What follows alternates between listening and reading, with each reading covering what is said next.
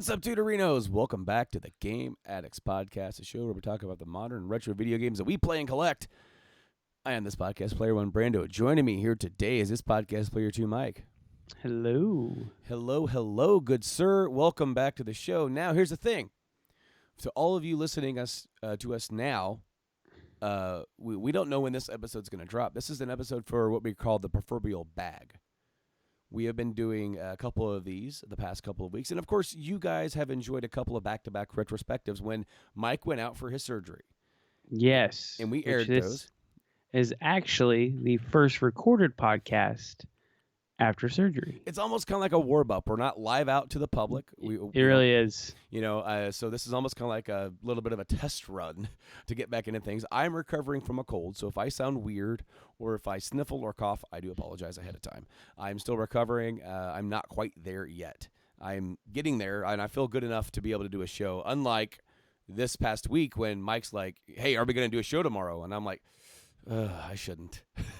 I really shouldn't. Even though I woke up on Wednesday, that was the day I started to feel better. But I still didn't want to push There's no reason to strain it. No, dude, we had an episode in the bag. That was the PS3 retrospective. And today we are taking a trip back because the PSP was sort of the thing that got us started with the retrospectives, because we kind of did an episode that was what would become the retrospectives. And right. it was episode 13. And I don't know what episode number this is going to be. Again, we don't know when this is going to air. This is an episode for us to air when both of us can't make it. We got something going on. We have a holiday. We want to take a week off, whatever, right? Yep. So it may be in like a few weeks of our recording. Hopefully no more surgeries. Hopefully, yep, crossing fingers, right? But we don't know exactly. But as of right now today, a new episode with you has not aired yet. And so that'll be 118. And so looking back to episode 13 was called Game Addicts Portable. We were still in our infancy of doing this podcast. As far as hosting, I would like to say getting grips on it as far as being comfortable enough with it. I felt confident enough that I could do it. But I feel like I've come a lot as far as feeling like I gotta push the show along or anything like that. That feeling is no longer there. It's more just like, hey, let's do it. And I feel like that since episode 13 at least, if we just want to focus on that number, right, you've gotten a lot more comfortable. Yes. And so we've done all these retrospectives. We've done NES, Super Nintendo, PlayStation 2, and 64. 360, Wii U. We did the Final Fantasy series and 7. We did that one. We actually dived deep on that single one. Super Mario, Zelda, Game Boy. We've done so many. And I felt that because we're thinking about what ones can we go back or do a retrospective on, and I'm like, we didn't necessarily do our format like what we like to do for the PSPs. We just kind of gushed on it, and we talked about some of our favorite games, which is right. I mean, we're going to do that again, so it's going to be kind of like a retrospective redone or redo or redux, whatever you want to call it. However, we're also going to go through the different generations of the console, talk about sales numbers, talk about the history of the launch and everything, and focus completely on that. So in terms of the PSP, I remember when this got announced at E3. I don't. You don't? I believe it was 2004. and I want to say that it came out in 2005. I want to say that that was it. That's just going off memory because now I'm going to go and actually look up the information of the actual release date on I that. am right now, and I actually have it up. 2004. You are right. 2004. Complete Sony press conference. Yep. Okay, yeah. So because it says E3 2004, and it was released in Japan in December of '04, and it Yep. came out in the States, in North America, Canada, and Mexico, all that kind of stuff, in March of '05. So think about that. That was the year I graduated high school, was 2005. This thing came out, Yeah. and it was really a unique situation. So like, because Nintendo has dominated the handheld market. You had Sega with the Game Gear. You had a couple different weird, like you had the Wonder Swan. That was never big over here. You had No. Neo Geo Pocket. It never really took off. You had Sega had their Sega Nomad. You could play Sega Genesis games on the go. You had the TurboGrafx one, but I mean TurboGrafx as a Did whole in the States, like as a brand, never really took off. no. And then here's Sony coming in like we're gonna have a multimedia device in your pocket. And so they released the very first model of the PSP, which is it's the Model 1000. And I don't I have one of those somewhere around here. because you were gonna yeah because you were actually like working on it or modding it, right? Or Yeah, I've got one to mod, and I've got a bunch of them. I've got a bunch of Vitas. I got lots of projects, but yeah, so the one I like that model. dude the first model is the thickest. The main design for for the PSP never really changed until you get to the other one we're gonna talk about later. But you The have flop. yes, yes, we're gonna talk about it. But you have the main model, and I remember the first time I ever held one. I was working at the window factory, and a coworker, this kid, he got one and brought it in, and it must have been like that summer.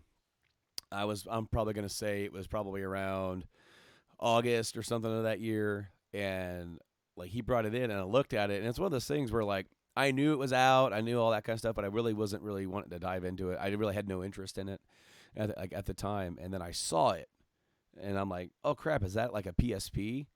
And then he goes, yeah, and then I held it, and I'm like, this is weird. But then, Yeah, like the quality of the screen, and then like the graphics, I'm like, I was not expecting that. Of course, I'm a kid. I never even had a Game Boy Advance. I played my buddies, but so the Game Boy Color was like my last handheld. handheld. Yeah, Yeah, I had an SP. my buddy he had an SP, I like the SP a lot. and I remember playing uh, he ended up getting Mario Brothers 3 for that. I remember playing that mostly on there. But I mean, so for me, it was like, okay, cool, it's Nintendo. I wasn't really that big into it. And then this comes out.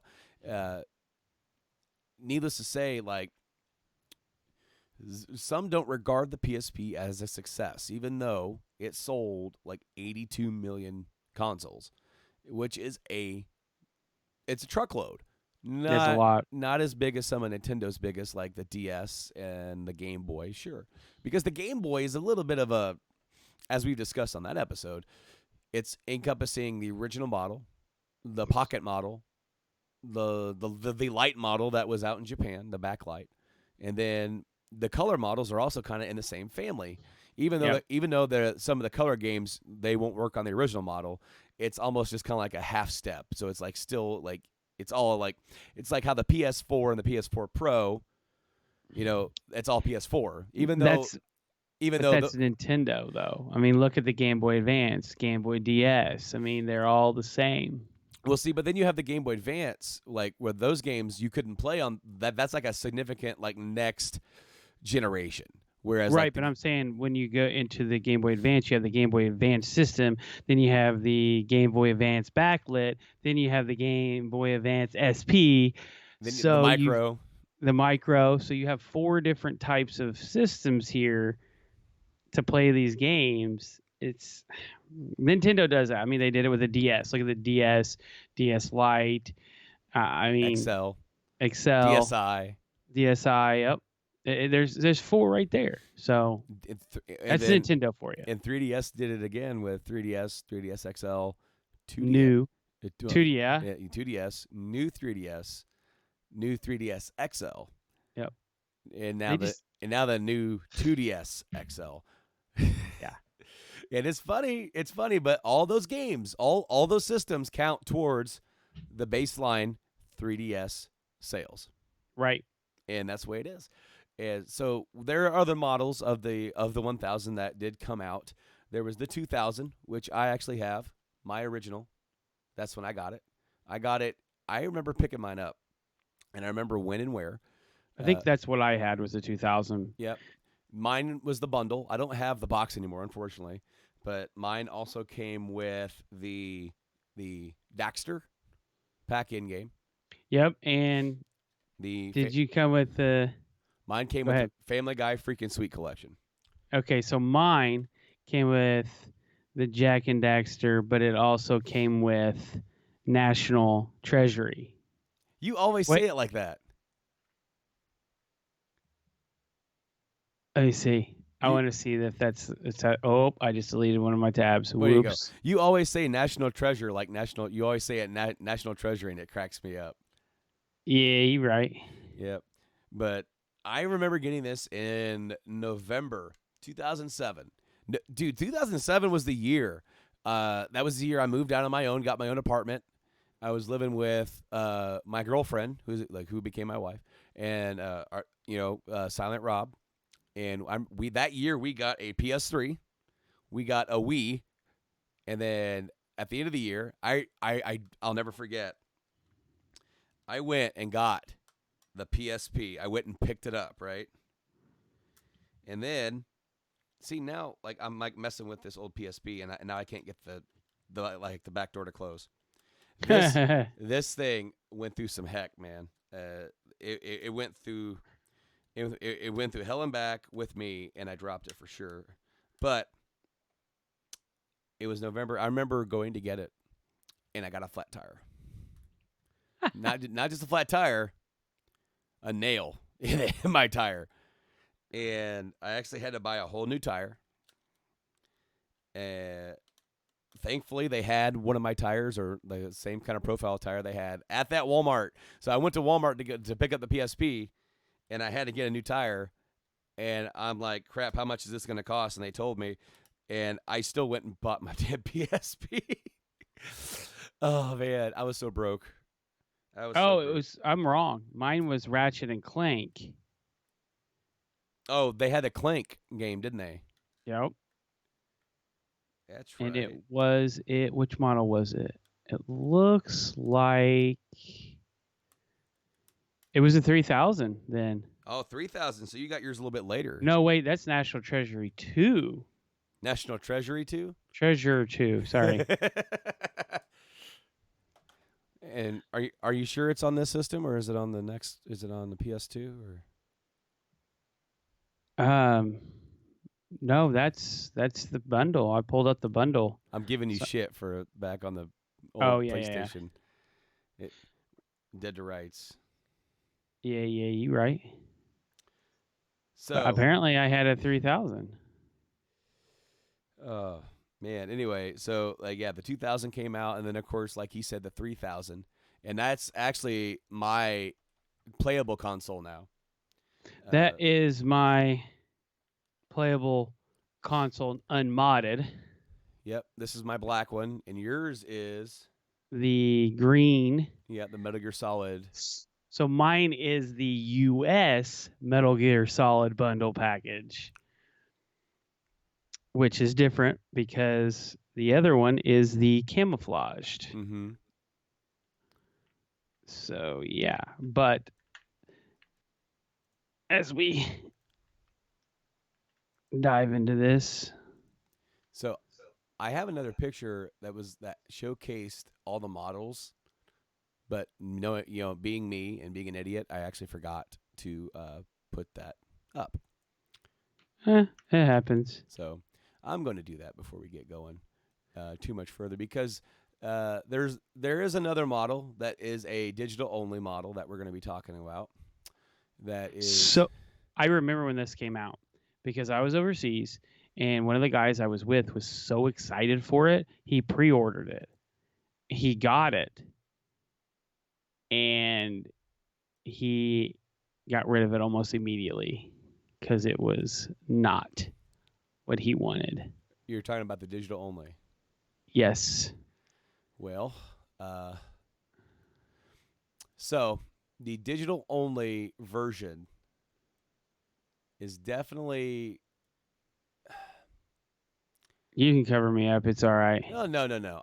I'm just gonna get all set up there because I have a picture of like all the systems from the top, right? Right.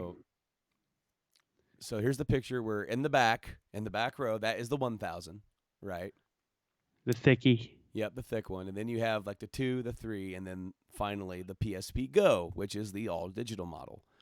And then when you have them facing forward, there's hardly any difference at all on it until you get to the Go because it actually is like more of a kind of a slide, like those Right. where it's a more compact and then you slide up to reveal the controls, which so that's a bit different. But the PSP Go, wow, I like how I talked about before we got on air about the whole symmetry thing, Yeah, that's way off. and it's way off now because I fixed it. Yeah, so move it right over there, right on the fly. There we go. Good enough. Screw it. Get over there. So the PSP Go, as I said, it's a bit of a slider. It has the same size screen, but it's supposed to be more compact, and it's all digital. No physical media for this. You can only download stuff from the store, which region locks it, because then each system is tied to a single PlayStation Network account.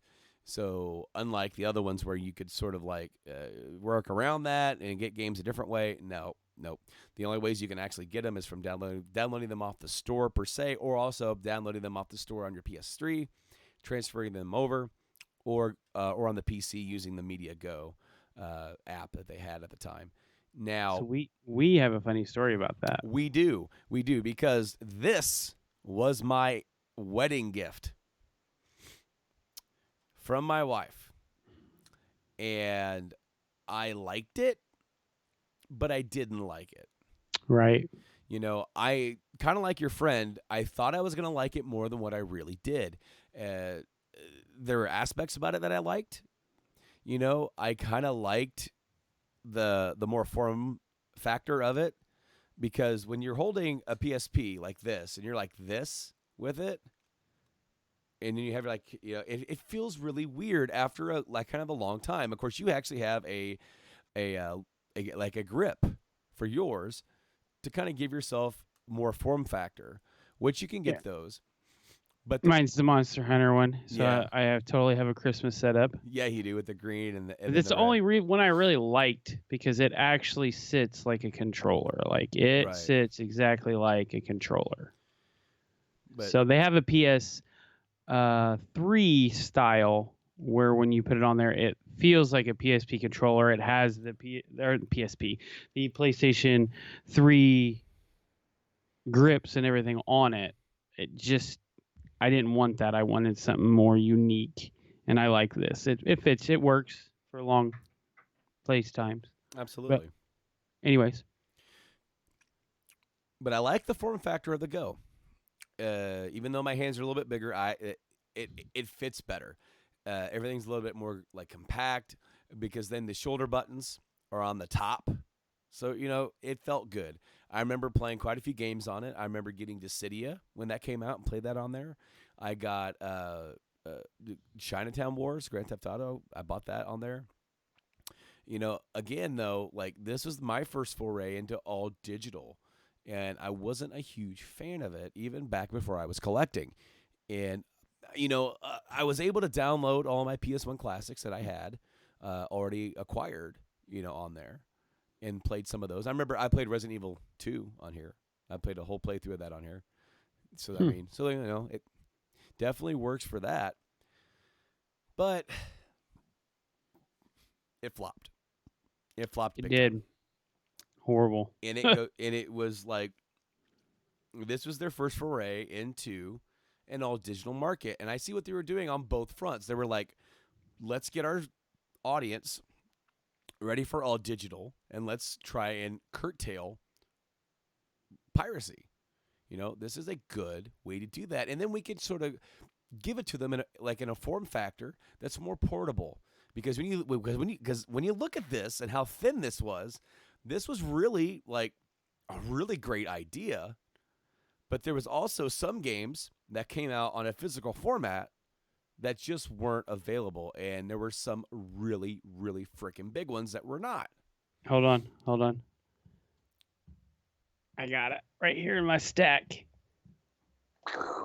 Yeah, Crisis Core, FF7. Probably one of the most important games on this system. Sure. I mean, when I bought mine in that November 07, right? Yeah. And I bought mine because FF7 was coming out in March. And I could have waited. Until March. But I was living on my own. I had no discipline when it came to not giving in to my wants.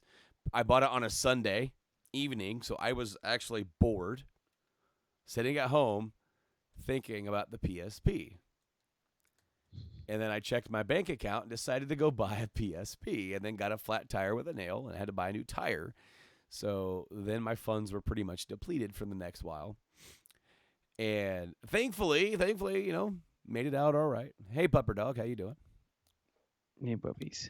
So, yes, I bought that actually for that game only, whereas for Crisis Core. But, of course, I picked up a couple games when I did. And I actually have my entire collection here that I'm going to go through when we get near towards the end of the podcast. But next up, I wanted to talk about the physical media, because we actually talked about the all digital one and how it flopped. They actually tried to make the PSP Go like they launched it. Actually, they launched it in the very beginning of October 09, and I got married in October of 09. So it was brand spanking new when I got mine. Right. So, and then that summer, the 2010, they bundled it with 3 games, and I also read in Australia they bundled it with 10 games, trying to really Wow. hey guys, jump in on this, get this going. And one of the biggest things about this system is its hackability. That's Sure. why they sold so many units. And then, of course, the PSP Go, with its reliance on digital media and connectivity to the store at the time, Right. hacking it was not really feasible, because then you would have to make sure it did update and all that kind of stuff. And if you get caught, you could get banned, all that kind of crap, right? All this stuff. Nowadays, it's not a big deal. No, absolutely not. I would love to have the PSP Go. Now, the funny story, we never actually completed that, so I do apologize, because I ended up spiderwebbing into the UMD, but I wanted to finish our story. So I got that for a wedding gift, and then I met you, and you said you kind of wanted to get into the PSP again, and I said, well, I have the Go, and I don't really I play it, and then I put it aside for months at a time, and because of the all digital thing, and you're like, that doesn't really bother me. I want to play the Final Fantasy 7 and 9, and maybe I'll look and see if they have a couple PSP games on there that I really want to look at and get that, and then maybe one day I'll hack it, right? You were thinking that, and then so I sold it to you for a combination of money and a collection of Gundam Wing DVDs. And Yeah. that was the deal. So the deal that I got that, and it essentially became my Final Fantasy system. That's all I played. It was 7 and 9. 8 I'm not super fond of, but I did try it. I got basically to a certain point, and I was like, nope, I can't do this. I don't like the magic. But anyways, and I always closed it and let it go into its standby. It it died one day, and I lost 40 hours or something ridiculous. Because basically, what happened is that we worked nights, and I would drive to work, and I would leave really early because I had about a 20-minute drive, and I wanted to make sure I had a little bit of time. So I'd have 20 minutes, 15, 20 minutes before me and you walked in. So I sat and played it, and I let somebody else borrow it. They never returned it. So I threw a fit and forced them to give me money. Well, funny thing is the money they gave me was enough to get a PSP 3000, the Metal Gear Solid one, which you went in and found it for me because I went to get. I think I went home to get the money. I can't remember. You were dropping somebody off from work. You gave somebody a ride. Yeah, that's right.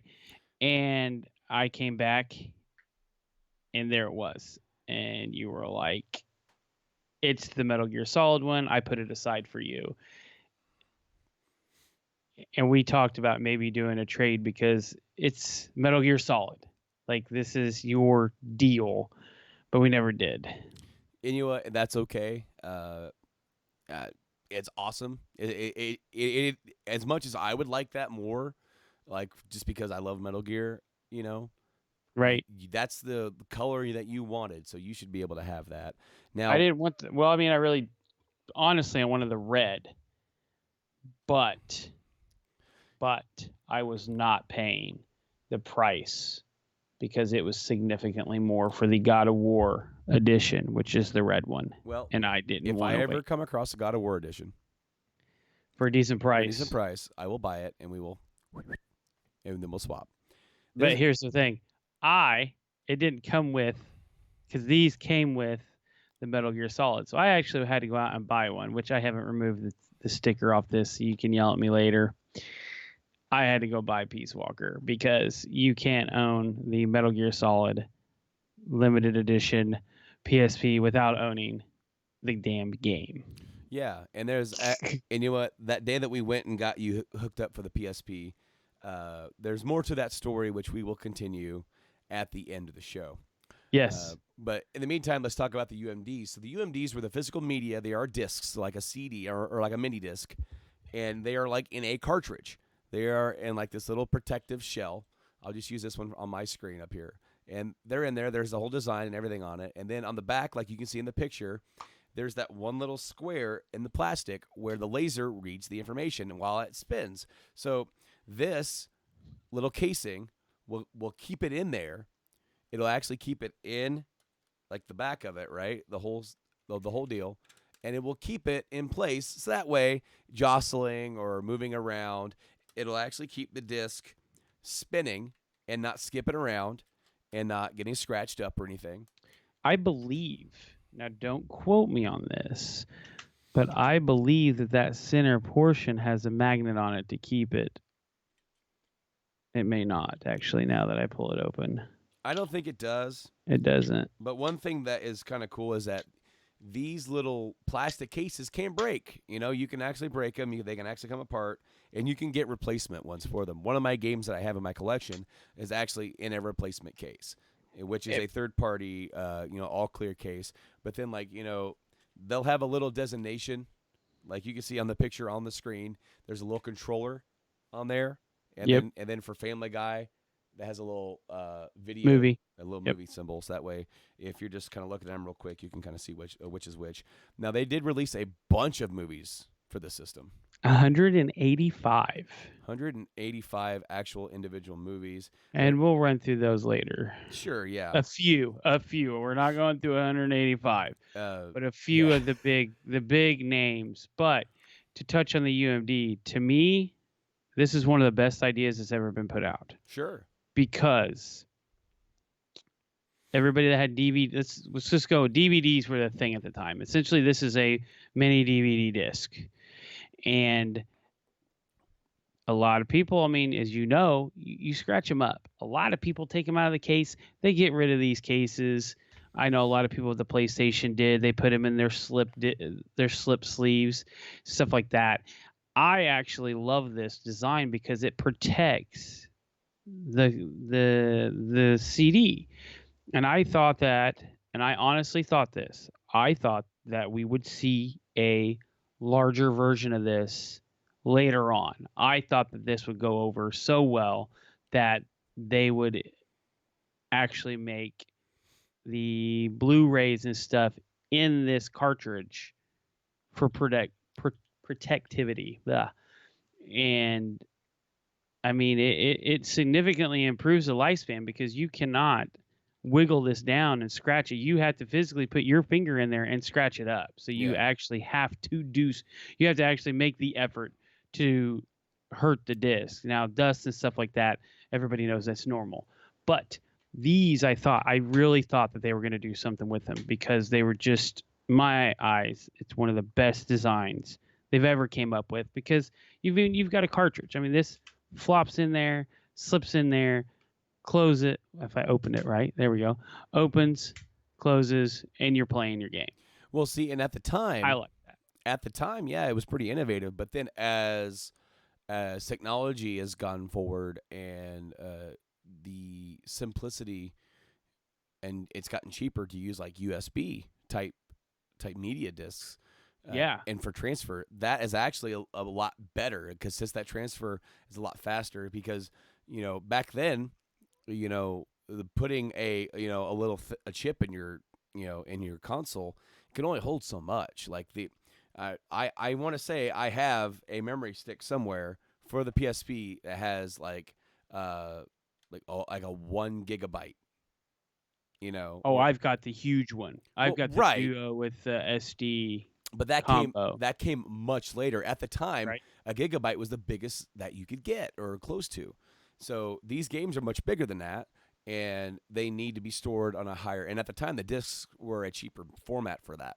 Nowadays, it's different because then we see the Nintendo Switch, which has that their low chip cards are 32 gigabytes, 64 gigabytes, and it is way cheaper than putting them on a disc. And also, the discs have space limitations. Right, but I always thought that moving forward with DVDs, just think of your PS4. It's a Blu-ray, right? So your games are all Blu-ray. But think about the longevity of that system if it was this type of flip system where you would literally have your disc, you would slide it in, snap it down, and then you would play it. Your discs are protected, it's quicker, less moving components. I really thought that this was going to take off, It, but apparently it did not. Obviously, here we are. but also for the movies, for Blu-rays, they do have a much better layer coating Right. to help protect them now than what they had even back then. So that has actually improved quite a bit. I really, I still to this day, I wish they would have went to those because I like that. I don't know why. It's just something I like the protectivity of it because if I take it out and I drop this, I won't damage the disc. Yeah. So, and that happens a lot. Everybody knows it. You pull out that disc, you're trying to hold it by the center piece. You get your finger in there and you're trying to scoop it out. I drop them all the time. So one thing that I want to touch upon about the PSP is this was the system that introduced the cross media bar, which would be like sort of like the operating system or like the OS going forward, because then the PS3 would have the cross media bar. Yep. The PS4 has a version of the cross Yeah, it media bar. updated. I like the PS4 one Sure. better than the 3. As do I. But for its basic needs, they were marketing this they were calling this the Walkman of the 21st century. I tell you what, it was awesome. You could, I mean, one of the biggest things here is back, as like you said, back then you had the 1 gig. You could download music on this and listen to it like a portable media 3D or a MP3 player. And I believe, I may be wrong, you might want to look this up if you're on your phone, that you could play music while playing games. I don't think you could. I don't even know if this has power. I don't think that you could do that. You could play music or you could play videos, but it all had to be separate. Now, Sony, one of the downsides that Sony's had for every single one of their of their freaking handhelds. Proprietary media, freaking storage. Yep. So like the memory cards. Now for PSP, now you can get converters, like this one is. So I have a micro SD. Ooh, since you're doing that, I'll pull up my Micro Duo.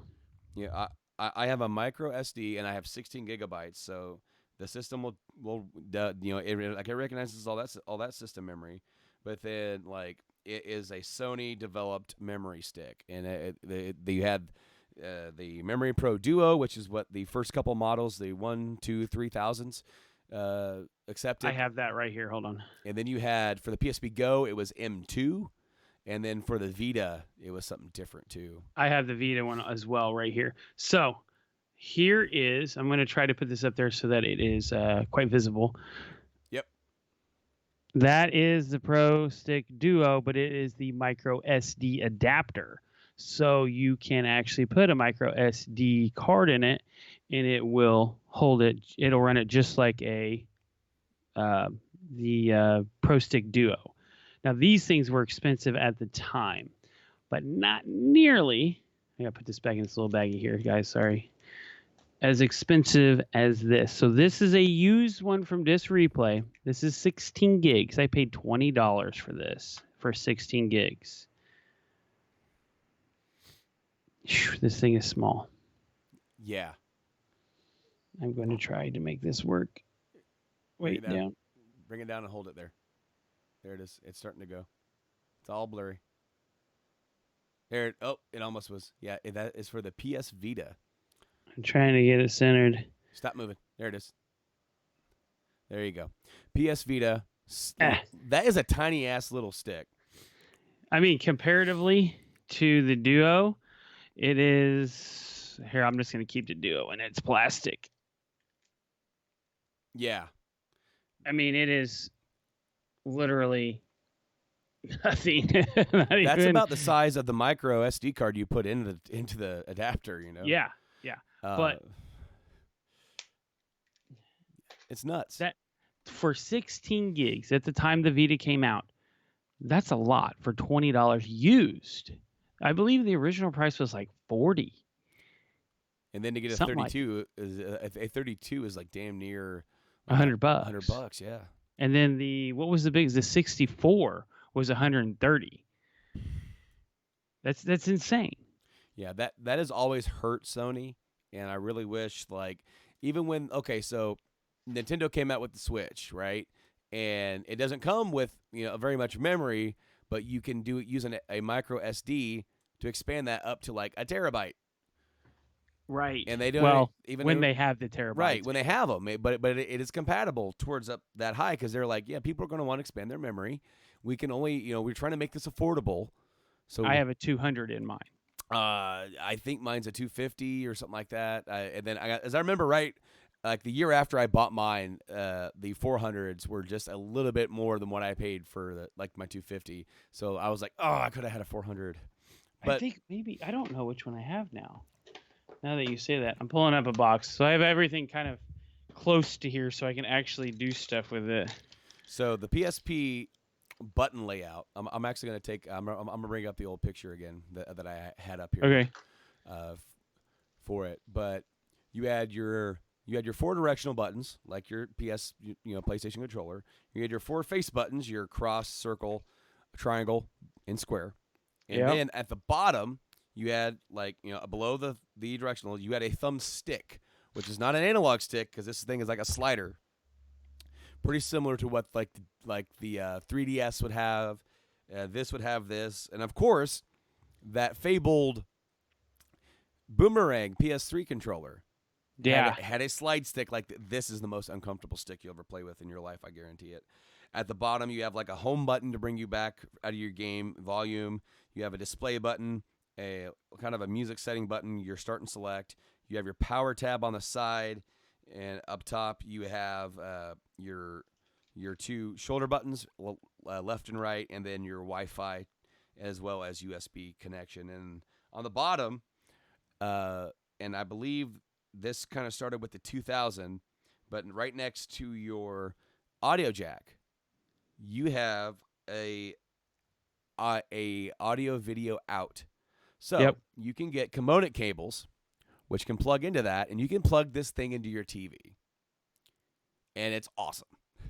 I mean, really, one of the biggest things with this system is that it was PS1 quality in your hands. Oh, dude, it was like, And PS1 is one of the, in my opinion, you really changed the game for game systems because of what it was. And having that here is important. I would even argue to say it was more than PS1 quality. It was damn near PS2 quality. Almost, yeah. Like a lot of these games that they were able to get stuff out of, like you like we're gonna talk about when we go through the collections, that like this is like you said PS1, and I almost think that you're selling it short because Yeah, I think because I actually have a game here that I think is one of the better looking games, and we're gonna God of War, sure, absolutely. Chains of Olympus. I mean, mean, that game looked better than PS1. I sure. believe it's right in between PS1 and PS2 Well, and then like, quality. well, and it also it really depends on the game and then who worked on it, and of course you're, if you blew it up on a screen, you'd definitely be able to tell like a noticeable difference between PS2, and Yeah, but it's on the screen, it's in your hand, so it's going to be downsized, and of course God of War came out on the PS2 itself, so right, those two games on the PS2, and then you had the two God of War games on the PSP, and they play fantastic. They play just like the other games, and they look fantastic. right. You can't tell the difference when playing them, in my But opinion. but I really like how you can do the component cables. I actually have that, and then maybe one day when I have the capability to hook it up and stream it that way, I will. But also, the PSP now has a pretty capable emulator It does. for the PC. It's called PSP. It's like PP PSP, something like that, something along those lines. You'll be able to find it. PSP emulator, and it works pretty good. I've actually Oh, used the it. emulator for the to put on there, or the emulator on your PC. Emulator on the PC. I'm not talking about all the emulators that you can put onto Okay. it, because of course you can put emulator, if you hack it, you can put emulators onto the PSP for NES, SNES, and all. Put some of your favorite ones on there that Right. that do work. I was talking about the PSP emulator itself on the PC. Yeah. I have used it. I have used it on the laptop just to test out stuff, and it works pretty good. Especially if you've got a good capable laptop or PC. It doesn't take a high end at all, because I was able to get it running on my old laptop, and you remember Right. the dinosaur that thing is. So now that we've gone through that, like, I want to talk about some of the other features that you could do on this thing. This was the very first device that I ever saw a tab to download podcasts.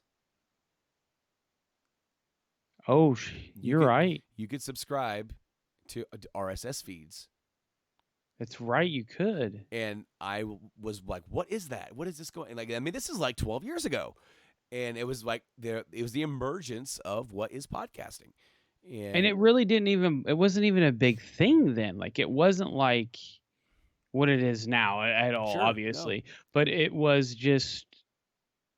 I don't think it was a feature that very many people used. well, because you could use the RSS feed also for blogs and Right. other things, so you can do that. You could also get onto like internet radio stations with it. You could also hook it up with a headset for Skype. It's crazy It's, what this thing was capable of in the time. I know it was ahead of its time, and Didn't it have a camera? uh, I believe it did. I want to you say it could did. attach it on the very top with Yep. USB. You could put a little camera attachment. Yes, you could, but it was a separate thing. Yes.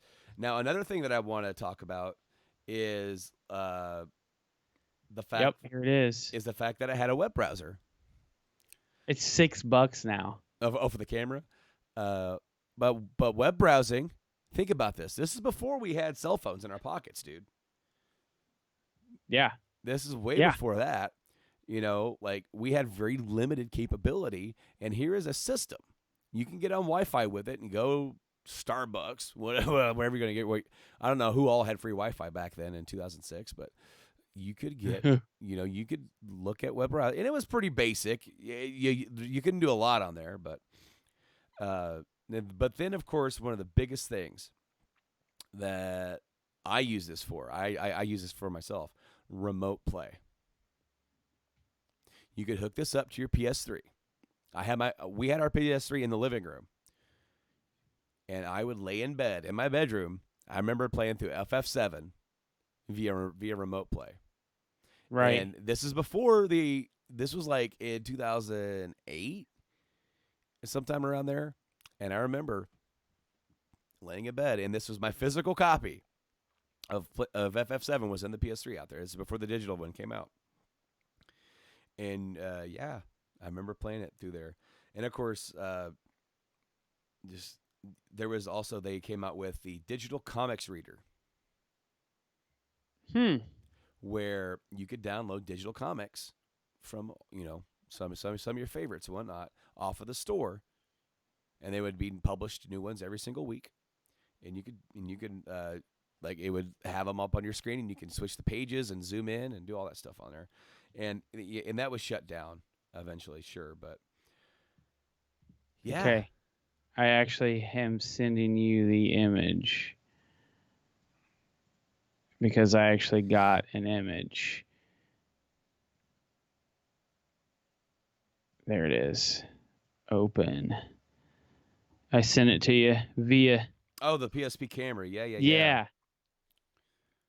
I didn't know if you could transition that over, but it looks so small because when you look at the PSP top, it actually, I will unhook mine and show you, everybody that is visually watching here, the spots where this actually because it screws screws in. Yeah.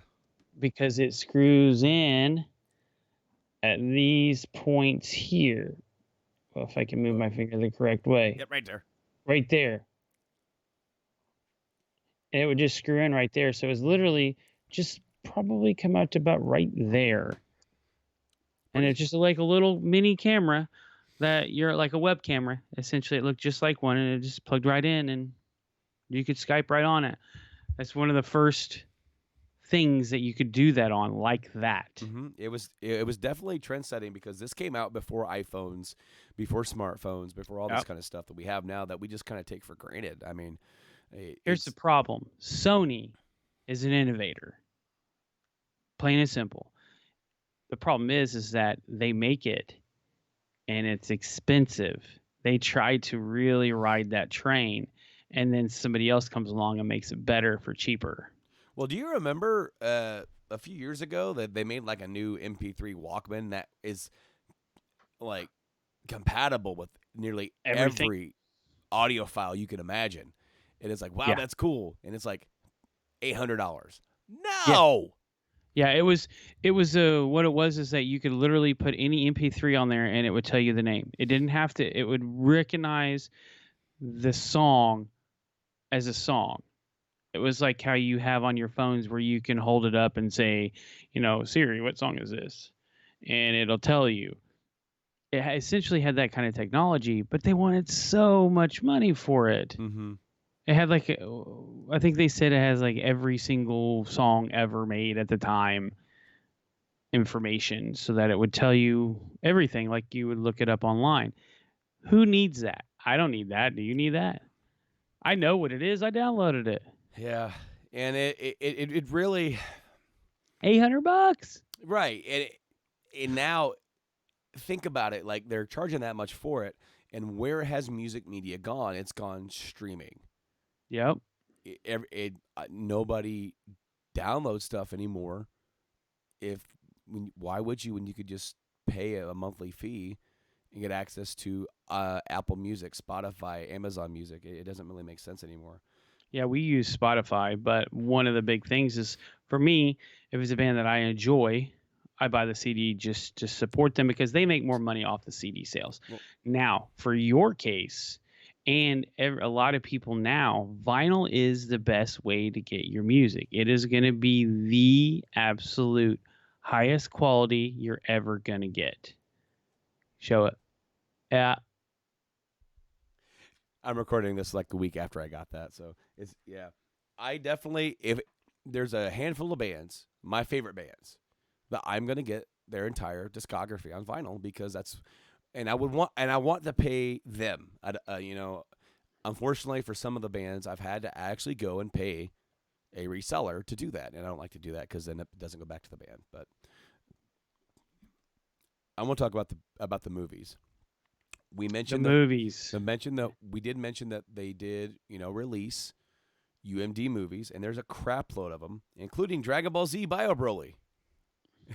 Yeah. I had no idea that one was ever released. I have seen a lot of these. Of course, you see them. Of course, they have Evil Dead 2, which you're on the hunt for. Just for my wife, because she has like everything. But another one is the Spider-Man animated series. That's awesome. We mentioned before Family Guy Freaking Sweet Collection, Family Guy Stewie Griffin, The Untold Story. That was actually before they got picked back up as a series again. That was the first thing that they came back to do, and they were just going to do like direct to DVD movie specials, and Mm-hmm. and do all that stuff because of the popularity of the show. Got that came out, but then they also came out with Volume 1 and 2, which is seasons 1 and 2 is a Volume 1, and season 3 is Volume 2. So you have all of those. You also have Escape from New York. You have Enter the Dragon, Entourage, the first season, Fast and the Furious, A Few Good Men, Final Fantasy VII Advent Children, and Spirits Within. Yeah. I mean, you have Dawn of the Dead. Yeah. You have where is that? I mean, A House of a Thousand Corpses, House of the Dead. Halloween is on here. Ghostbusters, Ghostbusters, Friday Night Lights. Godsmack Live. That's so weird. Yeah. They Toy also, Story. yeah, Toy they have Story. Toy Story on here. Yes, Toy Story and Toy Story 10th Anniversary Edition. So there's two different ones. They have the Goonies, And they also have Beavis and Butthead 1, The Michael Judd Grudge. collection. The Grudge. Can you imagine playing and then that Yeah. little girl coming out of your That'd PSP be screen? creepy. Terminator 3, Wow, T3. Batman Begins. Yeah, I've actually seen that one out and about. The Hangover 1 and 2, Happy Gilmore, Harry There's Potter. just, I mean, there's so many. I mean, you think about 185. This is U.S. titles, by the way, guys. This is not Japan. If we add them all together, they're huge. They're huge. How I looked at them. I didn't want to look at them. how cool would it be? They have 4 Harry Potter movies. They have the first 4. Mm-hmm. That would be a neat little collection to get. And some of these are really dirt cheap, and other ones are actually pretty expensive. I remember seeing Yes. Sin City, Way up there. $16. and so it's like, you know, I don't Like really Jumanji. right. The original Jumanji. Come on. The Incredibles, wow. Office Space. Office Space, God, some of these and they have a lot of good ones on here. Star Trek Nemesis Warriors. I mean, it's just Bill and Ted's Excellent Adventure, Amityville Horror. There's just so much. oh, this is it. This is the best one they have on here. Larry the Cable Guy, Get Her Done. Get her done. Did you also see that they have almost all of the Riddicks on here? Pitch Black is on here. I think the Chronicles of Riddick. Men in Black, Mr. and Mrs. Smith. I'm just kind of going through this list that we pulled up Napoleon Dynamite. here. Air Force One. Wow, I didn't know that was on there.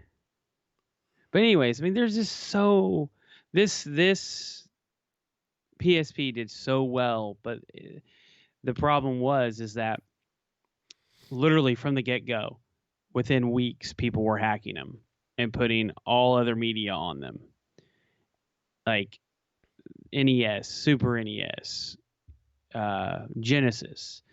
And that really actually drove the sales of the PSP so high because it was the first time that an individual could have something of this caliber on the go. And that's a big deal because, as you know, those games are very small. They don't take much, but the screen was so good quality. Everything was so good on these that it was perfect for it. And that's what really drove the sales. So they made all these movies for it, thinking, it's done so well. A lot of these didn't sell very well. Well, and again, because that the number of systems that were moving, as you said, a lot of people wanted to hack them and they bought them for hacking. Because of the number of systems out there, and this goes for the games and the movies. When you're able to see, hey, we have 40 million PSP sold, people will be like, wow, all right. That means there's going to be a percentage of people that have that might buy our stuff. So you have game developers, you have movie studios that will put their IPs out on that just as a way to have another medium for that. And I mean, and it's evident because the library of PSP games is drastically higher than there are for Vita games. Even though the Vita is an awesome system, it didn't sell anywhere near No, not PSP even numbers. close. Nowhere near close. Not even close. But then we also have so many great, awesome games for the PSP. And I guess that's where we can kind of go into right now, where we can actually start showcasing our collection. And I have a much larger one than you do. Yes, I would like to first step through the 1 through 11 top selling games. The top selling games. Yes, you're Let's right. go through the top selling games. Now, this is a PlayStation, so a lot of these games you're going to see is because they're PlayStation exclusive games. But the first one with 8 million sales, even, at least that's what it says, even, is Rockstar Games Grand Theft Auto Liberty City Stories. I do not own that one. Nope, I don't. I don't know if you do, but I 8 actually do. million copies sold. Oh, yeah. That's awesome for a handheld system. And also, both Liberty City Stories and Vice City Stories were then ported to the PS2 with enhancements. Especially Vice City Stories. Vice City Stories came to the PS2. That was because those are the versions of the games that I played. Because I was like, oh, I that game's awesome. I the GTA's at the time. Think about it. You had one Vice City, or not one. I'm sorry, 3 Vice City and San Andreas. Like, dude, San Andreas was huge. I mean, well, all of them were, dude. Every single one of them. They all got bigger. Vice City and San Andreas, I think, was the big turning point in the Grand Theft Autos, and it just, I mean, I love San Andreas. I did the same thing over and over again, but that's, for me, that's what a Grand Theft Auto game is. But then you get Liberty City Stories, and now you have the game on the go, and it's stripped back, but you have the cutscenes, you have the story, and it's not as detailed as the other ones. But it's there, and the gameplay is the same. And then they added in to Liberty. It's the same map from Liberty City from 3 with a few changes because it's set a little bit before it. And then I remember they couldn't do, for whatever reason, they didn't do motorcycles in GTA 3. And I don't know if it was an oversight or if they had trouble with it, whatever it was, right? So instead of just like people, they actually made a little thing in GTA 3 where motorcycles were banned from the city. They never went out of their way to say it, but if you found it, legislation, motorcycles banned in the city. And then in Liberty City Stories, they had motorcycles, and some stuff that happens there leads to them banning motorcycles. Which is really neat. But then number 2 on sales. Surprise, Grand Theft Auto Vice City Stories at 5.03 million. So this was one of the 2 games I picked up that day.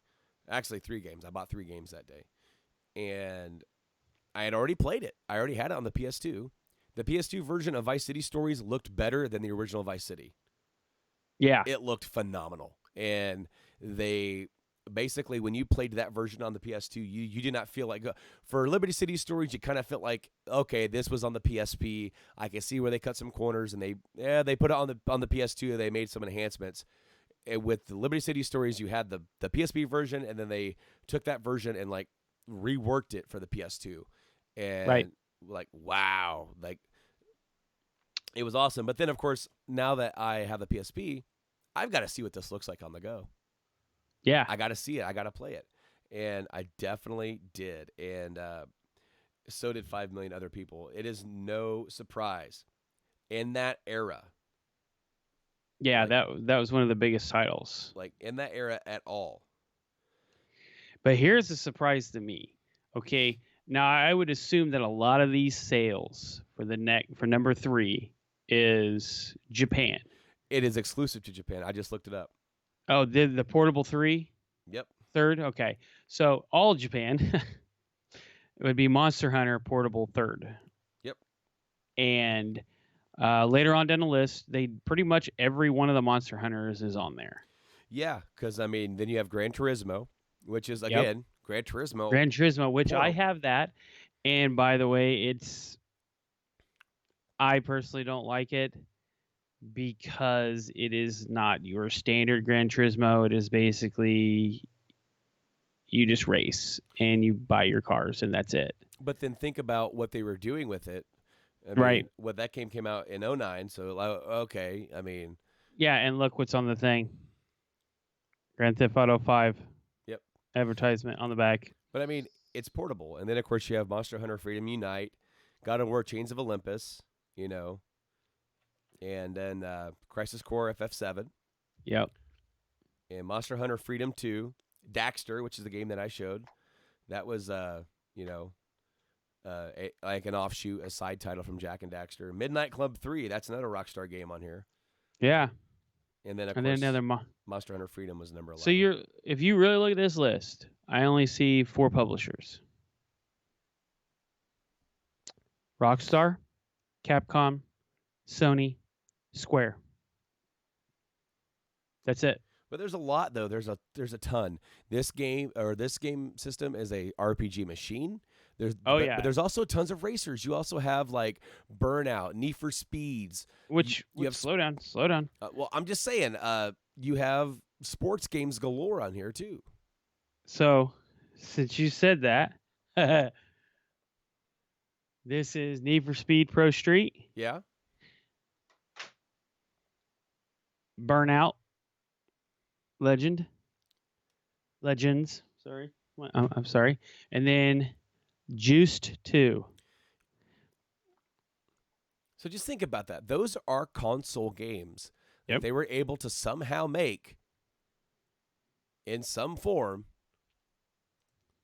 on the PSP. And almost every one of the ones I have left are almost RPGs. Yeah. So do you want to go ahead and just go through yours and then I'll go through mine? Yeah, I'll blow through mine really quick because a lot of these. So I've already showed Peace Walker, obviously, MGS, yeah. and then the Untold Legends, Brotherhood of the Blade. That's an RPG machine, top down, as a lot of these are. Now, this is interesting. I'm a Tales fan, so I have Tales of the World, Radiant Mythology. That's a big one. I showed Gran Turismo. Since we're going through RPGs, I have all these spread out. Star Ocean, First Departure. Obviously, Crisis you Core. can't you cannot own a PSP without this game, in my opinion. One of the main reasons why I bought it. I've got almost all of the Monster Hunters listed, so I'm just going to set those aside. And then Fantasy Star Portable, if it'll show. It's not one of the good. I don't have the original case. Final Fantasy Tactics, The War of the Lions. That's a remake of the PS1. Yep. Classic. And now we found this together. The Final Fantasy 20th Anniversary Final Fantasy. The original Final Fantasy on PSP. That's the only reason why I bought it. It's the original right here. Not much story in that one. No. But then you have Chains of Olympus. I bought it's Dungeons and Dragons Tactics. It's top down style. And then this one, when I bought this, I remember we both pronounced this wrong. I still don't think Dragoneer's area? Dragoneer's Aria. Aria, yeah. This is actually pretty fun. It is a lot like Final Fantasy style gameplay. It's more like Final Fantasy meets Secret of Mana. So yeah, Secret Mana, you have this perspective where you're looking at the enemy, and it has all your bars down here, and then you're looking at the enemy, but you see your characters lined up, same style.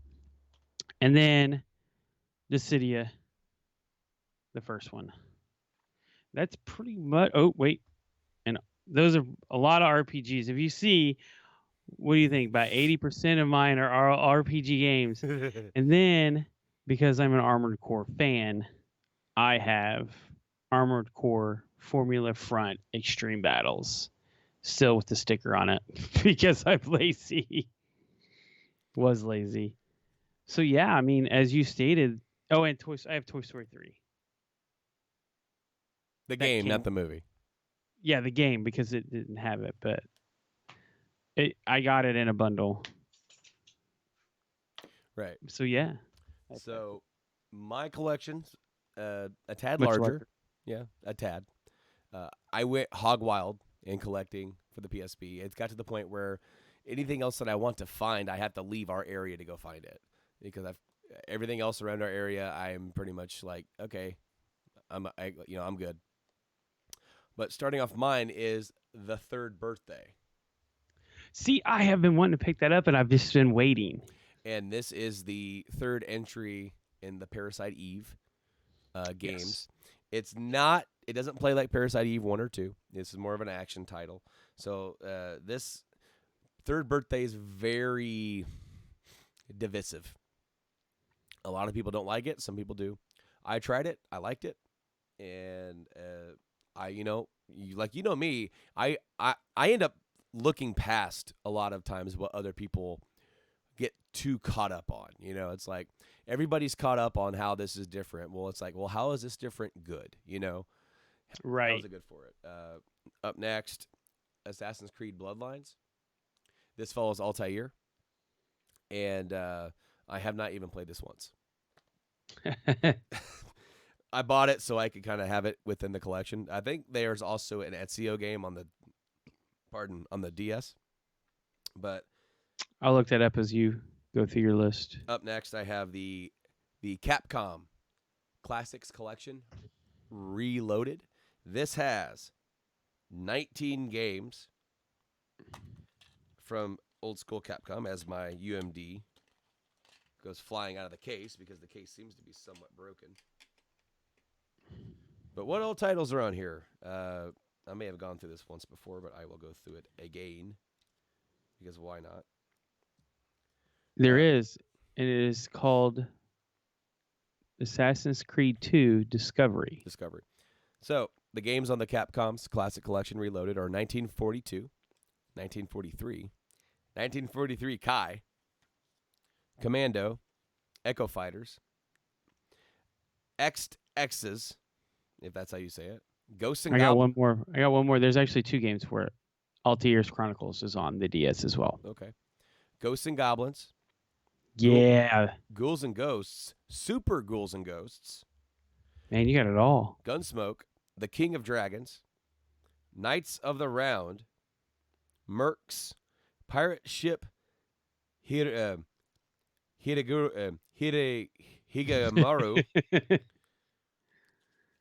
Oh, Sun. SON. Street Fighter 2. Street Fighter 2 Champion Edition. Street Fighter 2 Hyper Fighting. And they have so many versions of Street Fighter 2. And then Volgus. And so, yeah, all that is on this collection. So it's, yeah, I love the Ghouls and Ghosts. I love the Street Fighter. And then there are a couple other cool little titles in there like Knights of the Round. They're pretty cool to have. This next one is an awesome pickup if you're looking at PSP. Castlevania, the Dracula X Chronicles. So this game is a remake of a game called Castlevania Rondo of Blood, which was only available on the TurboGrafx 16. And then like a version of that was Castlevania Dracula X on like Super Nintendo. But this is a remake of the original Rondo of Blood. So like you have the original translation, you have the original Rondo, and then once you beat Rondo of Blood, you get a second game, Symphony of the Night. It's pretty cool to have it on the go. Exactly. Up next, like we've said before, Crisis Core, Final Fantasy 7. Can't say much more about it. This is the story that leads up to FF7. And let me tell you what, that is a phenomenal story, and it introduces Genesis. Absolutely. And really tells the Sephiroth story. Dissidia. Of course, I have my cover reversed from yours. Yes. I have, because this is a reversible cover. You have all the good guys or all the bad guys. Yep, and I have the white one. And then Dissidia Duodecim, which this game actually has the entire first game in it. Really cool to pick up. And right. But of course, then Duodecim's story actually focuses more on a few other characters. It brings in some new characters like Lightning, like Kain, Tifa, and Laguna, and uses them more in the story. If you ever want to be confused as crap about this, just try to play them. I have had. Yeah, they're rough. No, it's not bad. I didn't like the story at all. I don't think it's bad. It's just they pull these characters out of their time to fight in like an alternate dimension. Yeah. And in a fight that has been going on forever and ever. So, like you had, Final Fantasy 20th Anniversary Edition. I have that as well. That is the original Final Fantasy. And they upscaled the graphics and everything. Yeah. It looks really good. Yeah. And they put movies in there, if I'm correct. Yeah, they have. And the PSP has a bonus dungeon. And then yes. I also have Final Fantasy 2 20th Anniversary. That's another one I'm looking for. Which this is the original Final Fantasy 2, which was not released over here until the PlayStation 1 version. Right. So, really cool to have that. Final Fantasy 4, the Complete Edition. So, this is Final Fantasy 4, like what we had on the old Super Nintendo as Final Fantasy 2. And then, of course, you had the PS1 version, and then the PSP, or this PSP version, but the Game Boy Advance version. Well, what makes this so special? This comes with the formerly exclusive to the Wii store, Final Fantasy IV: The After Years, which is a little sequel set after Final Fantasy IV. Didn't they make a DS? They did have a DS remake. I think that I have the DS version of 4. Yes, that is the remake. I do. That's the one that's tough as nails. Yes, that thing is freaking stupid hard. Yeah. DS remake of 4 is a complete from the Upground remake, because they did the remake of 3, right? And then they did 4 in the same style. The graphics of this one are more faithful to the older versions. And then, of course, the After Years had the same graphics. Yeah, 4 was very difficult on there. I believe I got to like the first big boss, and I was like, okay, like I know what I'm doing, and this is hard. Like I have destroyed pretty much almost every Final Fantasy game I've ever played, and I'm sitting here and I'm struggling to beat this boss because they scale. Oh, dude. And so I powered my guys up, and I'm going through there, and I'm just plowing through all the normal enemies, and he steps up, and it's that stupid water demon thing, and it just annihilates my group. I'm like, I can't beat this thing. I'm done.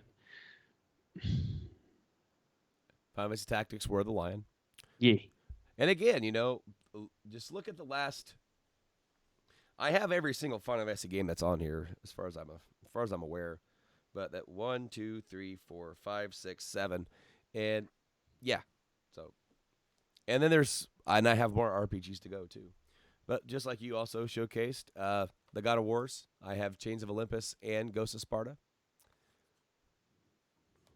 Now, when I originally had my first set of PSP, I had both. But Chains of Olympus is the one that I like the most. But the Ghost of Sparta is really not that much different. It is basically just another story. I mean, and it's really cool that they're able to tell that story, just in a different medium. That they can go over here, tell this other story that's a part of everything. And here's a game that I mentioned I bought on the PSP Go, so I had to buy a physical version of it. Originally, this game came out on the DS. That's Chinatown Wars, Grand Theft Auto. Now, this is set in the newer HD verse. So you have like that started with GTA 4 and then 5. So this has the entire GTA 4 map on it almost. But the gameplay style is completely different. It's more of a top down or isometric. You won't be able to see it very well. And your dude's kind of small. It plays almost like the old school Grand Theft Autos, right? Now, and then all the graphics are kind of like cell shaded, and you play an all new story. You have like again radio stations, everything that comes with a Grand Theft Auto. But this also has an entire drug economy where you are a drug dealer and you go and you buy drugs, you buy and then you buy low and you sell high. This game taught me more about economics than school ever did.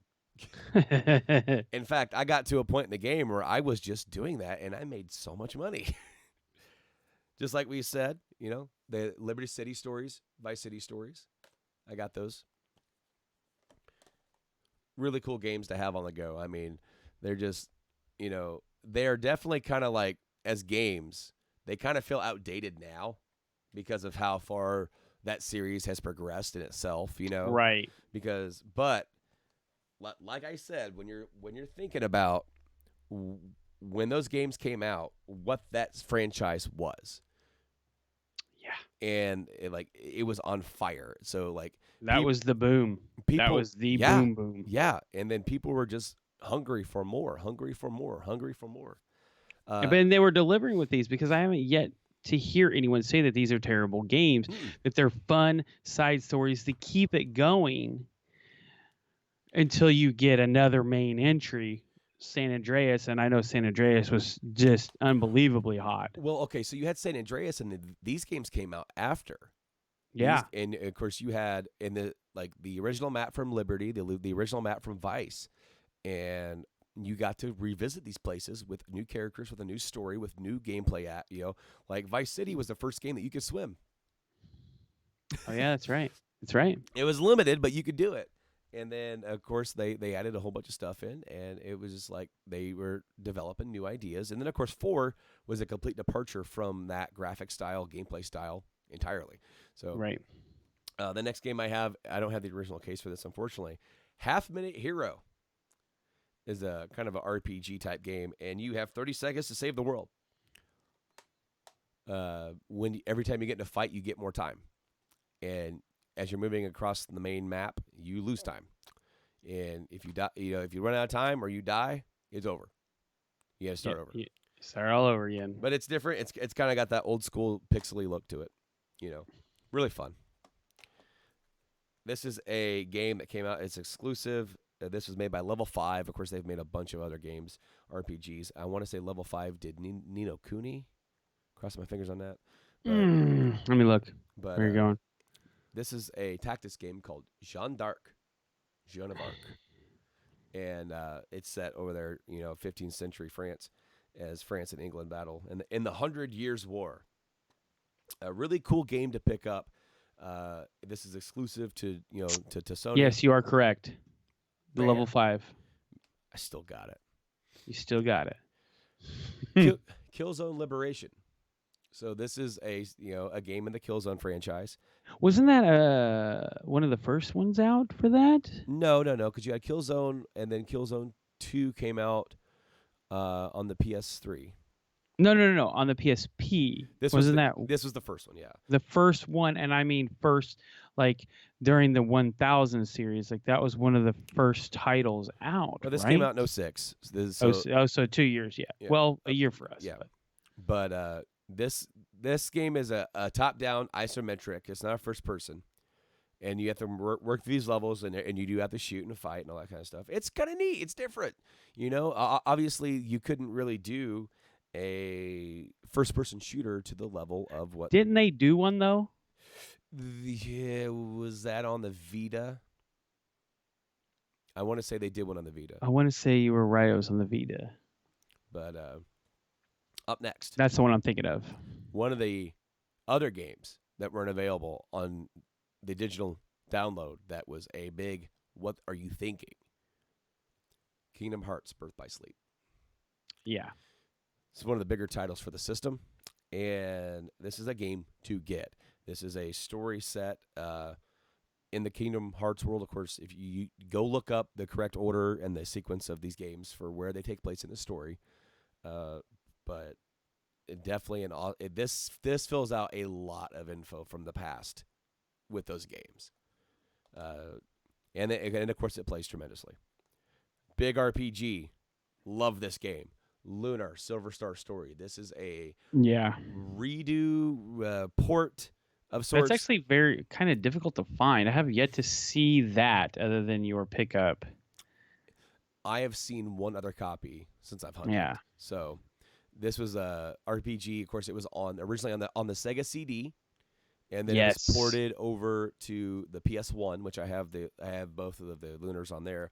This one added in some new stuff like voiceovers and all this kind of stuff. So it's a little bit of a enhanced version, to relive it and everything. So they have it says all new graphics and everything. This music is awesome. The music on here is great, but the whole game, and this is the game that I mentioned that has a it is a third party case. It's all cool. I like the look of that though. Well, you can buy and replace all yours with that. No. No. Up next, Mega Man Powered Up. This is a cutesy remake of the original Mega Man. And it is cute and fun, and it actually has an easy mode. So for those that are really bad at Mega Man, and Mega Man's got this big old head, he runs around.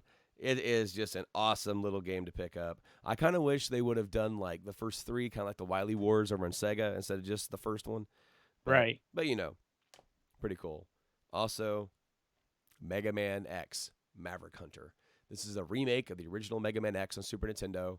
And it has voice acting. It has where it actually fills in like the full story of the game instead of just giving you the levels. So really good with that one. These next ones, really different. They are completely and utterly graphically and gameplay different than anything you ever expect for this series. Metal Gear Acid 1 and 2. So these are tactical card-based games. Yeah. Well then, where you've got to make it through the level, and you can only go in certain spots. It is a 3D level, and you've got like a grid where you can go to, and they have enemies, and you got to get to them, and you have certain cards that you have certain abilities, and it is completely and utterly different. It is an offshoot completely of the series. It is not canon at all. And these aren't considered canon either, even though you could definitely make a point for them to be. Metal Gear Solid Portable Ops and Portable Ops Plus. So Portable Ops, both of these games. I played the crap or VR missions is what I played. Yeah. So Portable Ops, you can do online mode with this and do all this kind of cool stuff. Plus kind of is basically just kind of adds to, it's like an expansion pack. But the original game has a complete and new story. It takes place after Snake Eater. You play as Big Boss. He's refusing to call himself Big Boss, and then it also introduces the first time he meets somebody called Colonel Campbell, a young Colonel Campbell, as well as the guy that would go on to become Gray Fox. Yee. Metal Gear Solid, Peace Walker. So I bought this game brand spanking new on Amazon, just like I did the Mega Man games. I got them at the same time. And it's funny because everything is dual language. It's like everything is it's in English and in Spanish on the back. So it's kind of. I wonder if mine is. I don't think it is. I think I have the original. Yeah, I've looked at yours before, and I don't think it is. I gotta decrease my stack to get to it. The suspense is thrilling. I know, right? Whoa. Yeah, dropping stuff. Yes, it is in different languages. Oh, cool. Monster Hunter 2 or Monster Hunter Freedom 2. That's the only Monster Hunter that I have on the console. Moving past that, though, very interesting and exclusive to Sony, and it is a rhythm-based game called Patapon, and there were 3 of these, and I only have the first one.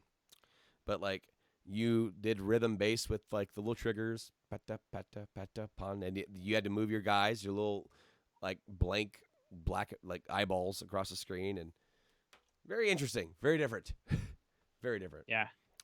Shin Megami Tensei, Persona. This is a remake of the original Persona. Really cool to have that on there. And then also, I don't have the original. I don't have the case for it, and I can't find anywhere a printable label for this game. Really? Yeah, no. Persona 2, Innocent Sin. So, interesting to note, Persona 2 is 2 games. You have Innocent Sin, and then you have like Eternal something. And both of them were released on the PS1, but we only got the Eternal one, right? And we never got Innocent Sin. So this is Innocent Sin.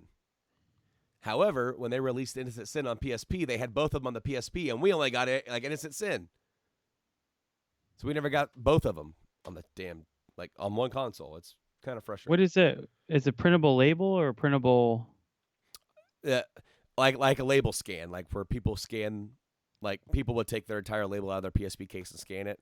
I actually have a couple games where I have them scanned, where I've scanned, like downloaded their scans and printed them on paper and put them in there because it looks good enough for the for the shelf and everything. But Right, because I definitely there's a couple I want like Fantasy Star, the Monster Hunters. I have a website that's that I will try and link you to see if we can find one that for you for that. But nowhere that I cannot find this game anywhere, and it's frustrating. I'm looking. This one, While you're talking. PSP or P3P, Persona 3 Portable. So this is a PSP version of Persona 3 that was on PS2, and this one is very significant because this is the first Persona game. This version where you can control all your characters. Before you could control your avatar character, and the other ones you could kind of select their AI, how you want them to act. Right. Do you want them to heal? Do you want So you would have to try and sometimes it would kind of suck because they would do stuff you didn't want them to do. That started that trend with Persona 3. Up next, game you got, Phantasy Star Portable. Yes, I like the look of that. Phantasy Star Portable, of course, that's from Sega. This next game is one of the only games I have that was a PS2 game first, other than Persona 3. But they released a PS2 version and this version. And I never really cared to own this version until I just kind of got a wild hair up my ass. SmackDown vs. Raw 2006. And I will say that the graphics are downgraded. There's no commentary during the matches, which I don't think there was before, or if there was, I don't really remember if there was that significant. But really cool thing, like I really dig some of the music in the soundtrack for this game. Or even if I don't like the song, it brings back so many memories. Right. Because me and Rob played a mode on here. Like this came out in November of 2005. It's a very that whole summer, fall, winter of around 2005, 2006 is very like pivotal to me as a person. And those songs take me right back to that. With me and him sitting in my room playing SmackDown versus Raw, playing GM mode, drinking Monsters, eating pizza, eating junk food. Well, because that fall and winter, I'm sorry. We were both working at the same place, and we like would work. And of course, wintertime, who's buying and building houses? Yeah. So like we would get done with our work on Wednesday and have Thursday and Fridays off, which sucks for your pocketbook. I was gonna say that would suck for the pocketbook. I'm living with my mom and dad. Right. I have the only bills I have, I pay them like $50 a week for my cell phone, and then for my insurance on my car. It's like I have no bills. I have no responsibility. Let's hang out and play video games. And he Man, would. don't you miss those times? No Yes, responsibility. Yes, I do. I do. I Damn it. do too. And so picking this up, I wanted to see. I'm like, I want to see how close this is, and it does everything that the other one did. It plays almost the same, and it also has the whole GM mode where you would draft your roster, and then you would try and compete against the other show about who has the better ratings, and you would put together feuds and everything. And me and Rob would play that against each other. I would do one show, he'd have another show, and we'd try to put on matches, and we'd be silly. And it's just getting this, of course, with that soundtrack too. And now when you play the matches instead of like commentary over the matches, where you have JR and King talking, you got the music from the soundtrack playing. I'm like, oh, this is awesome. Up next, Star Ocean, First Departure. Yay. This is the remake of the original Star Ocean that was It only is. on Super Nintendo in Japan, so we never got it. That's why we got it. And then Star Ocean, Second Evolution. This is the port or / remake of Star Ocean 2. I'm looking for that one. On the PS1. And then, of course, you put them together. And it makes the planet it's awesome. that you're on. Awesome. Yep, that's the other one I got to get for this system. It's awesome. Here's a game. Here's the first game that I got because I mentioned I got Vice City. And then the other game that I bought when I first bought the PSP was MGS Portable Ops. Siphon Filter, Dark Mirror. Dude, you laugh. This game's awesome. All right. I'm not a big Siphon Filter fan. Okay, here's the thing. It is an over-the-shoulder. They changed it to an over-the-shoulder shooter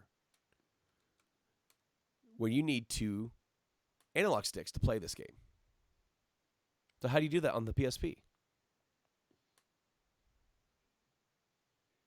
Triangle, square, X, and that is your other stick. So you move, and then I did not like those. And you aim with that, and then you aim and you shoot, and it freaking works. It works, but boy, is it clunky. You know what? It still works. I loved it. It was awesome because I have been like, I love the original 3 Siphon Filters for the PS1. The one for PS2 was, it's trying to be an online game. It's like, stop doing this to my heart.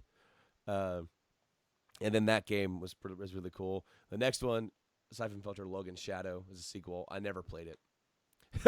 I love the first one. I haven't even touched this one. Up next, Tactics Ogre from Square. So there is that like Ogre Battle from Super Nintendo? This is Tactics Ogre.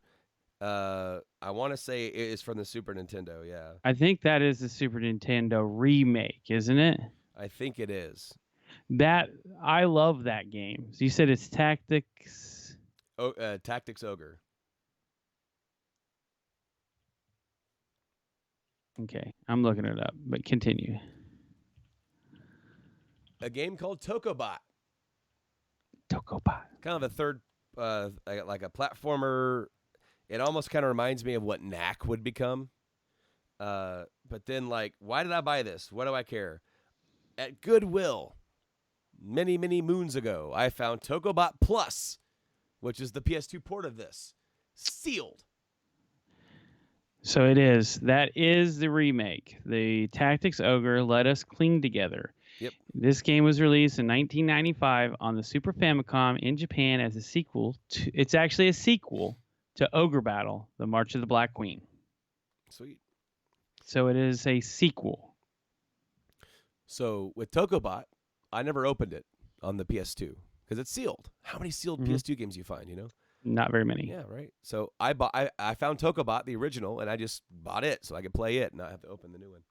Only a few more here. Twisted Metal, Head On. This is the sequel to Twisted Metal Black. This would also get a PS2 release, and that would actually have some cut content from Twisted Metal Black and whatnot, so it's kind of cool to get that. But, yeah, Twisted Metal, right in your pocket. Same game you have, Untold Legends. Brotherhood of the Blade. There's another one out there to get. Now,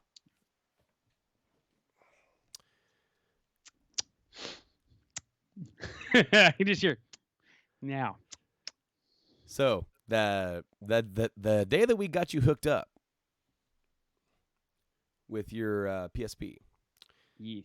now at our discreet play, they kind of know us, and Kind of. Kind of. They come in, hey guys, how you doing? Every time. so yeah, they kind of know us, and we were getting you hooked up for the PSP. Of course, getting you Crisis Core. You were looking at Peace Walker. You're looking at a couple other games, and here I am. I'm like recommending this game, recommending that game. Like, oh yeah, you need to check this out. Do you know? And then the guy's like, hey, we just got a bunch of games in. We haven't put them out yet. Do you want to come see them? Oh, I remember this. We're like, yeah, sure. So then we were both walking back up to the counter, and he puts this big, like stack of games, and there are these two big boxes on the bottom, and you see them, and you go, and you just take your arm and drag all the games towards you. And I went, no, you will not. I said, I was up here first. And you're like, well, they got big boxes, and I'm like, you don't even know how to pronounce them. Yeah, you're right. And those two games were games in the Ease series. So Ease 1 and 2, Chronicles. And then the other one they had that day was Ease 7. So, if I remember correctly, they were in basically mint condition. Okay. Like E7, E7 box is a little banged up. Not much. Like not much that you guys are going to be able to see on if you're watching this on the live feed. But 1 and 2, whew, it's crisp. Wasn't the contents inside of those? Some of those still had the plastic bags inside of them. Okay, so you have to open. I'm making you open them up. It's all right. It's all right. So, Ease 1 and 2 was the game was open. Here's the game. Right. And this game is a port / remake, if you will, of the original Ease 1 and 2, which came out originally. Ease 1 came out on the Sega Master System. And then, of course, these games came out on...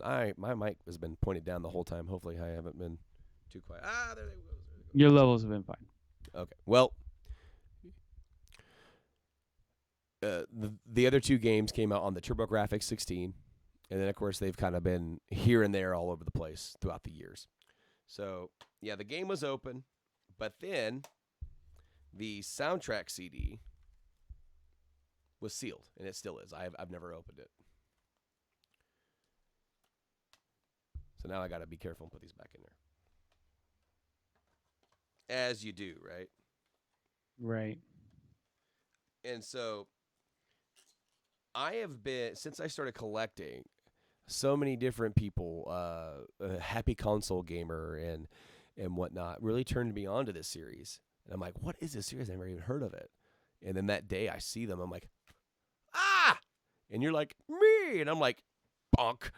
Like, get out of here. Yeah, I was just being the real asshole because I knew that they were something you were looking for, and I just wanted to be, because we've kind of have a thing going on with a specific Final Fantasy game.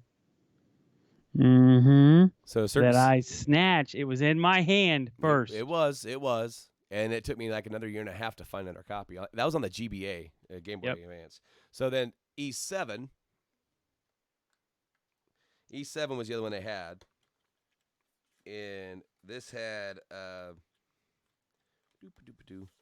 this has like a full book with it. Kind of art book and really cool stuff to get, especially if you which I wasn't at the time, but have started to become a kind of a big fan of the series. And then, of course, you had the game. And then I do believe that 7 was the one that was still sealed as the game. Yes. And I believe one of the games was still sealed. And when we walked out and you sat in the car, you're like, dude, this is still sealed. Like... So I did open the game because I do believe in opening my games unless I have a good reason not to. And, right. But I did leave the other. Is this a freaking map? A map of the world? and then it's this soundtrack. Both of those are still sealed.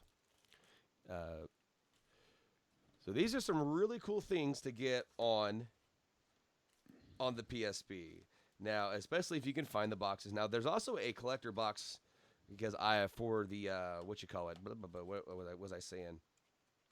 Persona 2, right? Yeah, yeah, yeah. That game has one as well. And of course, if you find it just with the game, just know that you're missing the collector box somewhere. And I have actually seen it, and it's a little expensive.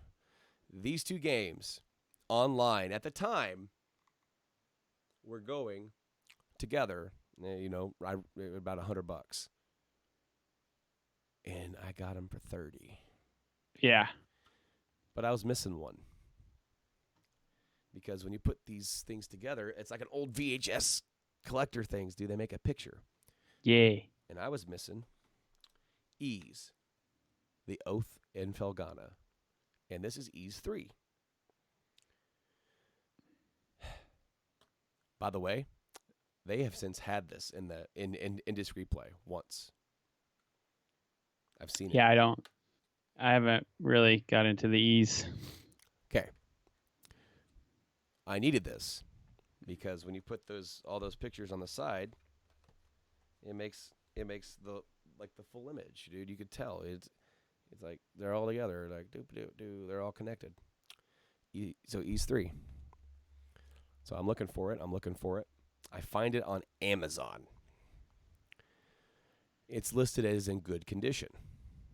It's $30 by itself, maybe about 35, right? And I'm like, should I? Because you don't have any pictures of it. It's a third party seller, Right. and then I talked to myself. I'm like, I need it to complete the set.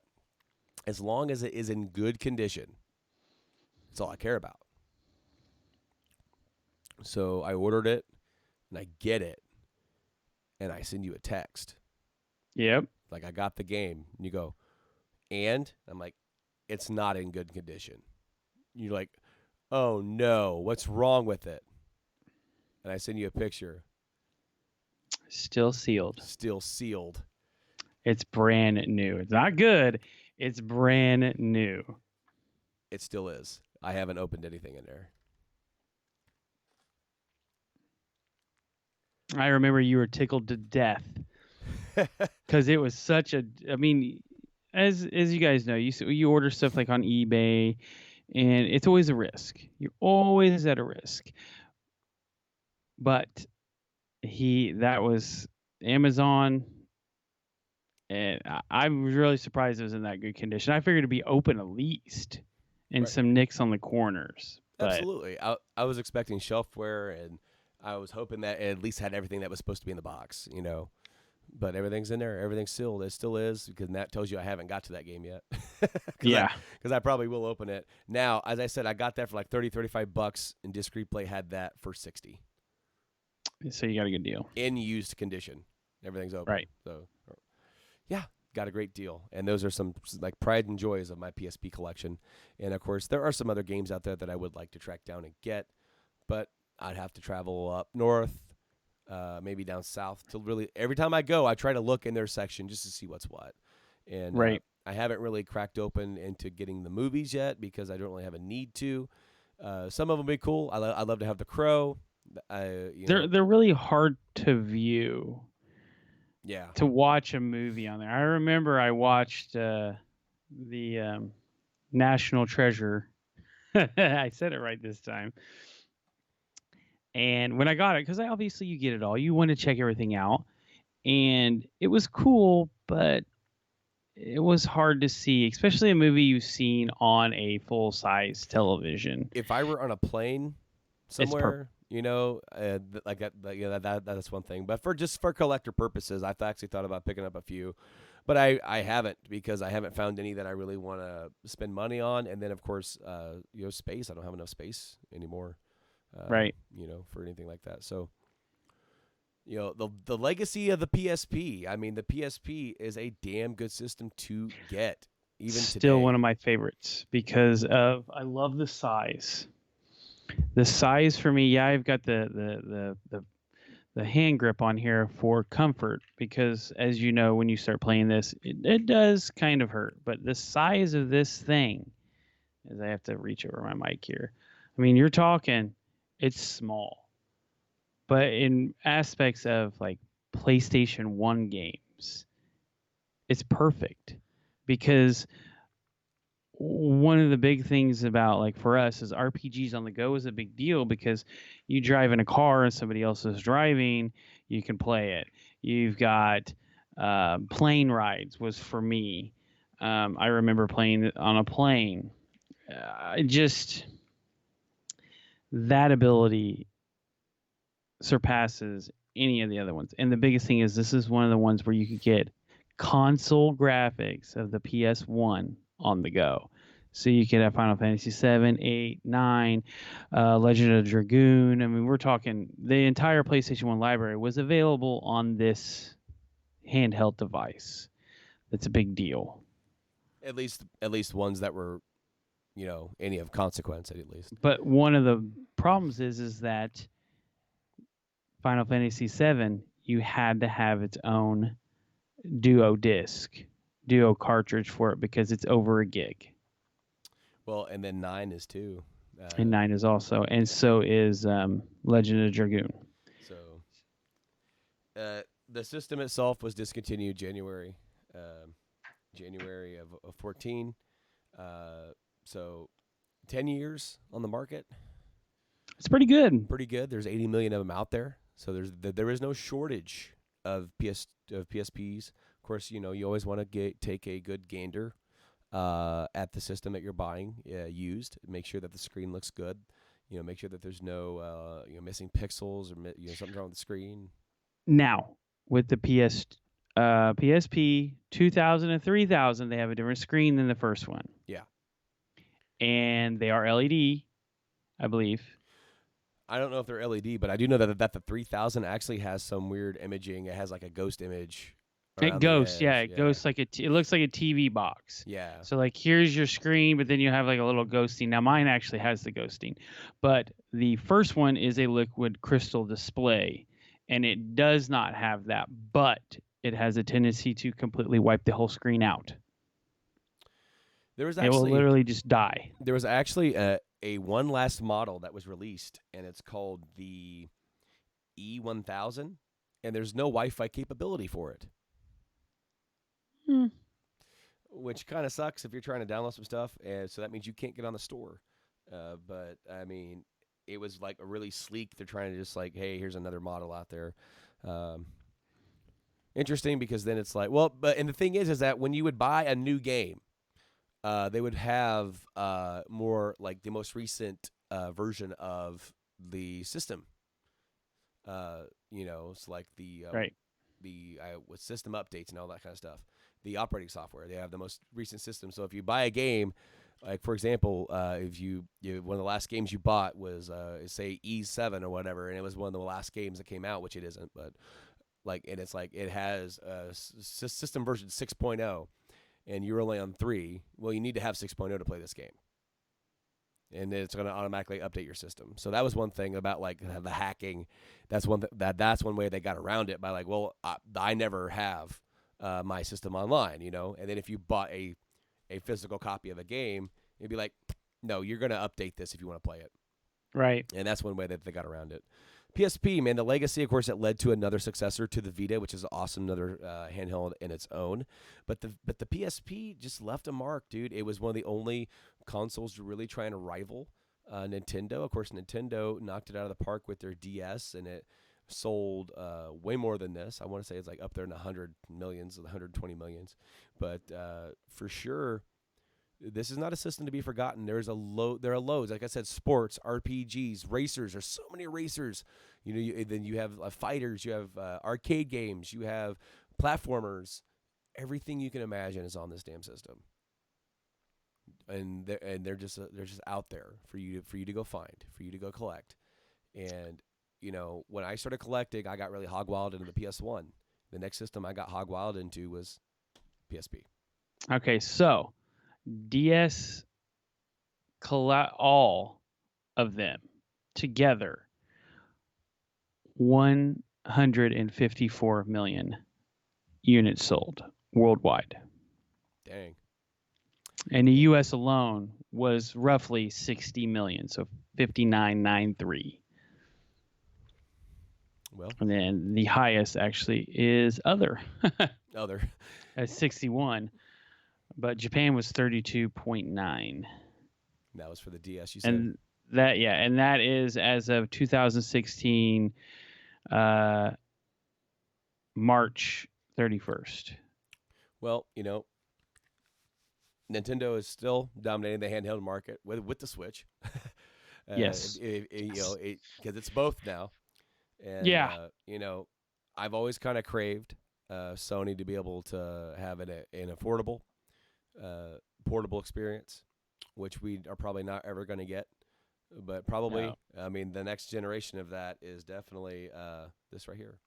So That's what a lot of people are moving to. it's all on our cell phones, man. But Mike, thank you so much for joining me here today to gush about the Of system course. and to do a redo, an actual Yeah. dive into our collections and make love to this sweet PSP that we have on our shelves. And I want to thank each and every one of you for tuning in to this episode of the Game Addicts Podcast. Please connect with us on all of our social media at Game Addicts Play on Facebook, Twitter, and Instagram. And of course, download this podcast. We air this show. We are live on Twitch each and every single Wednesday. And of course, we are on podcast services each and every Thursday. So the audio version goes out on Thursday. And then if you missed the live stream of our video on Wednesday, it's out on Friday over on our YouTube channel. Give that a shout out as well. Mike, until next time, I'll see you later, dude. I'll see you later. Yep. And see you guys later on the other side. Game on.